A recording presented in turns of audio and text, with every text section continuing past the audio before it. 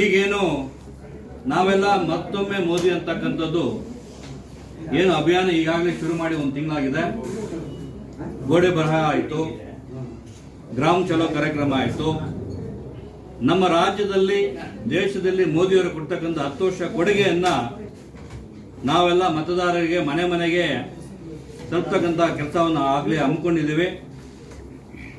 ಅಖಂಡ ಭಾರತದಲ್ಲಿ ಮತ್ತೊಮ್ಮೆ ಮೋದಿ ಆಗ್ತಕ್ಕಂಥದ್ದು ನಿಶ್ಚಿತ ಆಗಿದೆ. ಕೇವಲ ಬಾಕಿ ಉಳ್ಕೊಂಡಿರ್ತಕ್ಕಂಥದ್ದು ಎಷ್ಟೊಂದು ಸೀಟು ಬರ್ತಕ್ಕಂಥದ್ದು 400 NDA ಸೇರಿ 400 ಪ್ಲಸ್ ಆಗಿರ್ತಕ್ಕಂಥದ್ದು ಈಗಾಗಲೇ ಎಲ್ಲ ಸರ್ವೆಗಳಲ್ಲಿ ಬಂದಿದೆ. ಕೋಲಾರ ಚಿಕ್ಕಬಳ್ಳಾಪುರದಲ್ಲಿ ಏನು ಬಿಜೆಪಿ ಕಡಿಮೆ ಇತ್ತು ಅಂತ ಹೇಳ್ತಕ್ಕಂಥದ್ದು ಉತ್ತರ ಕೊಡ್ತಕ್ಕಂಥದ್ದು ದಿನ ಹತ್ರ ಬಂದಿದೆ.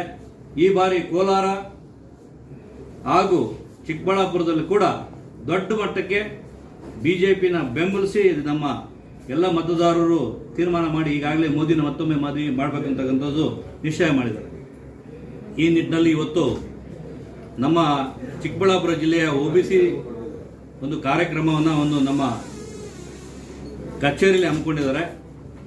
ರಾಜ್ಯದ OBC ಅಧ್ಯಕ್ಷರಾದ ರಘು ಕೌಟಲ್ಯ ಅವರು, ನಮ್ಮ ಜಿಲ್ಲಾ ಅಧ್ಯಕ್ಷರು, OBC ಅಧ್ಯಕ್ಷರು, ಮೋರ್ಚಾದ ಎಲ್ಲ ಪದಾಧಿಕಾರಿಗಳು ಬಂದಿದ್ದಾರೆ. ಈ ಕಾರ್ಯಕ್ರಮನ ತಮಗೆಲ್ಲ ಗೊತ್ತಿದೆ. ಈ ಚಿಕ್ಕಬಳ್ಳಾಪುರ ಜಿಲ್ಲೆಯಲ್ಲಿ ಶಿಡ್ಲಘಟ್ಟ ಏನು ನಾವೇನು ಇದು ಲಾಸ್ಟ್ ಟೈಮು ಎಲೆಕ್ಷನ್ಗೆ ಕಂಟೆಸ್ಟ್ ಮಾಡಿದ್ದೆ ನಾನು. ನಮ್ಮ ಕಚೇರಿಯನ್ನ ಯಾಕೆ ಇವತ್ತು ಆಯ್ಕೆ ಮಾಡ್ಕೊಂಡಿದ್ದಾರೆ ಅಂತ ಹೇಳಿದ್ರೆ ತಮಗೆಲ್ಲ ಗೊತ್ತಿದೆ. ಶಿಡ್ಲಘಟ್ಟದಲ್ಲಿ ಏನು 2 ಬಾರಿ 3 ಬಾರಿ ಬಿಜೆಪಿಯಲ್ಲಿ ಟಿಕೆಟ್ ಕೊಟ್ಟಿರ್ತಕ್ಕಂಥವ್ರು ವಾಪಸ್ಸು ಶಿಡ್ಲಘಟ್ಟ ಕಡೆ ಬಂದಿಲ್ಲ ಅಂತಕ್ಕಂಥ ಆಪಾದನೆ ಇತ್ತು. ನಾನು ಬರೋಕ್ಕಿಂತ ಮುಂಚೆ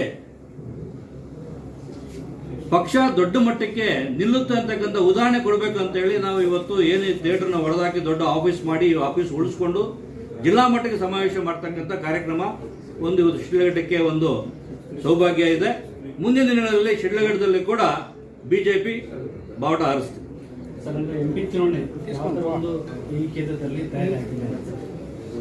ಈಗ ನಮಗೆ JDS ಮತ್ತು ಬಿಜೆಪಿ ಮೈತ್ರಿ ಏನಿದೆ, ಈಗಾಗಲೇ ಸೀಟ್ಗೆ ಹೋಗಿ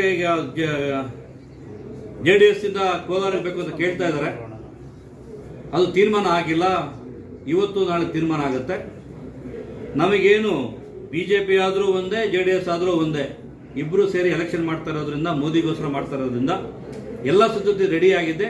ನಾವೆಲ್ಲ ಸ್ವಾಗತಿಸಿದ್ದೀವಿ. ಯಾರು ಕೊಟ್ಟರು ನಾವು ಕೆಲಸ ಮಾಡ್ತೀವಿ. ಚಿಕ್ಕಬಳ್ಳಾಪುರದಲ್ಲಿ ನಮ್ಮ ಹೆಸರು ಬಂದಿರತಕ್ಕಂಥದ್ದು ನಿಜ. ಈಗ ಏನು ಹಿರಿಯ ಮುಖಂಡರುಗಳಿಗೆ ದಯಮಾಡಿ ಕೊಡಿ ಅಂತ ನಾನು ಪ್ರಾರ್ಥನೆ ಮಾಡಿದ್ದೆ. ಪಕ್ಷದಲ್ಲಿ ಮಾಡ್ತಕ್ಕಂಥ ಏನೇ ತೀರ್ಮಾನಕ್ಕೆ ನಾನು ಬದ್ಧ ಅಂತ ಹೇಳಿದ್ದೀನಿ. ನಮಗೆ ಟಿಕೆಟ್ ಕೊಟ್ಟರೆ ನಿಲ್ಲೋದಕ್ಕೂ ನಾನು ರೆಡಿ ಇದ್ದೀನಿ. ತೀರ್ಮಾನಕ್ಕಾಗಿ ಕಾಯ್ತಾ ಇದ್ದೀನಿ. ಕೋಲಾರ JDS ಆಗುತ್ತೋ ಬಿಜೆಪಿಗೆ ಆಗುತ್ತೋ? ಈಗಾಗಲೇ ದೊಡ್ಡ ಮಟ್ಟಕ್ಕೆ ಚರ್ಚೆಗಳು ನಡೆದಿದೆ. ಬಿಜೆಪಿಗಾದರೂ ಆಗ್ಬೋದು, JDSಗಾದರೂ ಆಗ್ಬೋದು. ಆಗ್ತಕ್ಕಂಥ ನಿರ್ಧಾರ ಇವತ್ತು ನಾಳೆ ತೀರ್ಮಾನ ಆಗುತ್ತೆ. ಸರ್, ಅಭ್ಯರ್ಥಿ ರೇಸಲ್ಲಿ ಯಾರ್ಯಾರು